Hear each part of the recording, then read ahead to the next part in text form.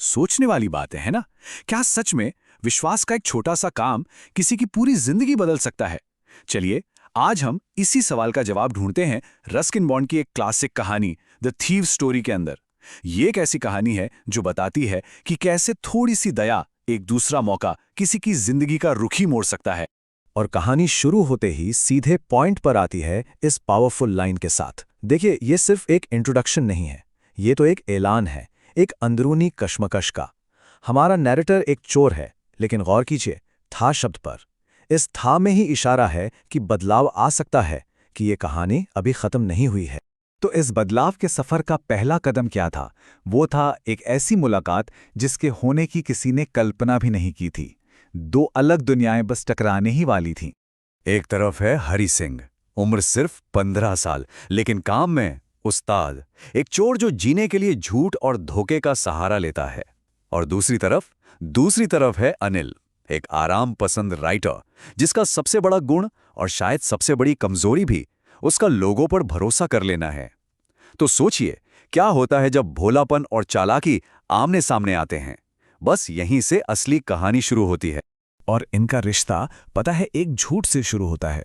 हरी को काम चाहिए तो वो खाना पकाने के बारे में झूठ बोल देता है। लेकिन यहां कहानी में एक ट्विस्ट है। अनिल उसे भगाने के बजाय उसे अपने पास रख लेता है।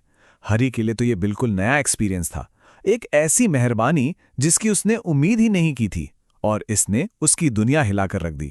और देखिए, ये रिश्ता सिर्फ 2 वक्त की रोटी और सिर छुपाने की जगह तक नहीं था। अनिल ने हरी को कुछ ऐसा दिया जो उससे भी कहीं ज्यादा कीमती था, एजुकेशन।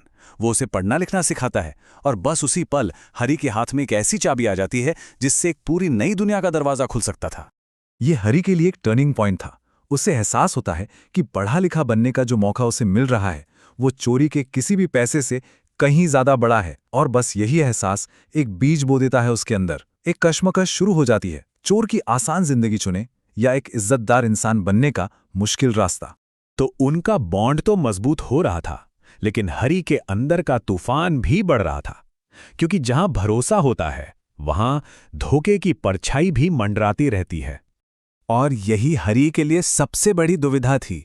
अनिल का अंधा विश्वास उसे चोरी के लिए सबसे आसान टारगेट बनाता था, और आयरॉनिकली सबसे मुश्किल भी। सोच के देखिए, जो चाबी उसे चोरी करने का मौका दे रही थी, वही चाबी उसे रोक भी रही थी।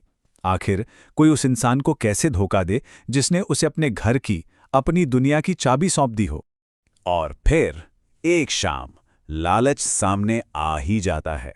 अनिल घर आता है, हाथ में नोटों का एक बंडल, एक किताब बेचने से मिले पैसे, और वो बड़े आराम से उसे अपने गद्दे के नीचे सरका देता है।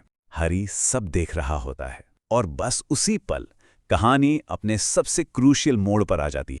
रात का सन्नाटा, चांदनी, और हरी का हाथ धीरे से गद्दे के नीचे जाता है।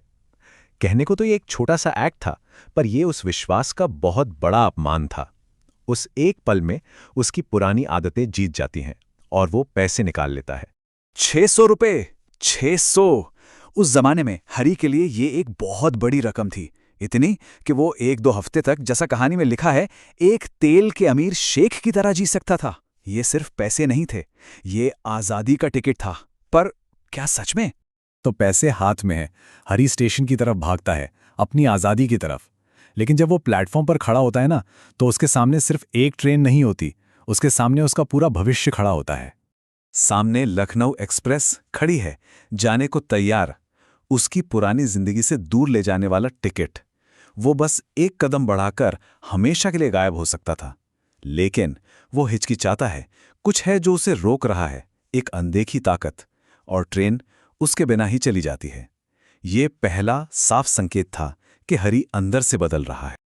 और उसी पल हरी को एक चोट सी लगती है। उसे एहसास होता है, असली नुकसान वो 600 रुपए नहीं है, असली नुकसान है अनिल के चेहरे पर आने वाली वो उदासी, पैसों के खोने की नहीं, बल्कि विश्वास के टूटने की। तो एक सवाल उसके दिमाग में गूंजने लगता है, आखिर इन पैसों से ज्यादा कीमती क्या था? क्या चंद 100 रुपए उस इज्जत भरी जिंदगी के वादे से बढ़कर थे जिसे वो पीछे छोड़ने वाला था? क्या एक चोर की तरह भाग जाना उस पढ़े लिखे इंसान के भविष्य से बेहतर था? और तब अचानक उसे एहसास होता है कि वो क्या क्या खोने वाला था। बात सिर्फ पैसों की नहीं थी, बात थी रोज सुबह चाय बनाने की, बाजार से सौदा लाने की, अपना नाम लिखना सीखने की, पूरे पूरे सेंटेंस लिखने के उस वादे की, और सबसे बढ़कर अनिल के विश्वास की। उसे समझ आ जाता है कि उसने जो चुराया है वो 600 रुपयों से कहीं कहीं ज्यादा है। तो अपने इस फैसले के बोझ तले हरी एक और फैसला लेता है, और यही फैसला हमें कहानी के आखिरी सबसे पावरफुल हिस्से की तरफ ले जाता है, एक दूसरे मौके की तरफ। बारिश शुरू हो जाती है और उस बारिश में भीगते हुए हरी फैसला करता है वापस जाने का, अनिल के पास। ये बारिश जैसे उसके गुनाह को, उसके गिल्ट को धो रही थी और एक साफ रास्ता दिखा रही थी। वो सिर्फ पैसे लौटाने नहीं जा रहा था, वो उस पढ़ाई की तरफ, उस अलग भविष्य के वादे की तरफ लौट रहा था। अगली सुबह अनिल हरी के हाथ में 50 रुपए का एक नोट रखता है। हरी का दिल एक पल के लिए बैठ जाता है। क्यों? क्योंकि नोट अभी भी रात की बारिश से गीला था। एक लफ्ज नहीं कहा जाता, पर सब समझ में आ जाता है। अनिल सब जानता है। लेकिन डांट या गुस्से के बजाय अनिल क्या कहता है? आज हम वाक्य लिखना शुरू करेंगे। कितना सिंपल सा स्टेटमेंट है ना, लेकिन ये माफी का, फॉरगिवनेस का एक बहुत गहरा एक्ट है। एक चुपचाप किया गया वादा कि भविष्य अभी भी लिखा जाना बाकी है। हाँ, अनिल सब जानता था, लेकिन ना उसके होठों ने कुछ कहा, ना उसकी आंखों ने। और उसी चुप्पी में उसने हरी को कुछ ऐसा दिया जो 1000 डांटों से भी ज्यादा पावरफुल था। ये एहसास कि उसे बदलने का एक दूसरा मौका मिला है, और कोई है जो उस पर अभी विश्वास करता है। तो आखिर में ये कहानी हमें उसी सवाल पर लाकर छोड़ देती है जिससे हमने शुरुआत की थी। हरी की कहानी शायद यही बताती है कि कभी-कभी किसी की जिंदगी बदलने के लिए सबसे बड़ी ताकत सजा का डर नहीं, बल्कि विश्वास का एक छोटा सा शांत सा काम होता है, एक दूसरा मौका।